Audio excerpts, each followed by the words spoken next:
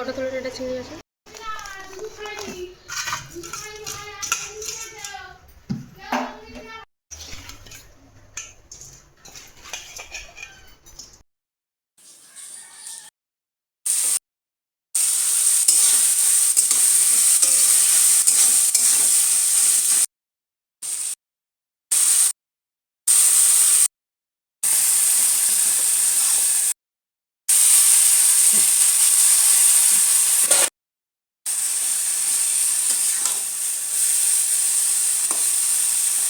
চিংড়ি মাছগুলো একটু বেশ সুন্দর, দেখো বড় বড়।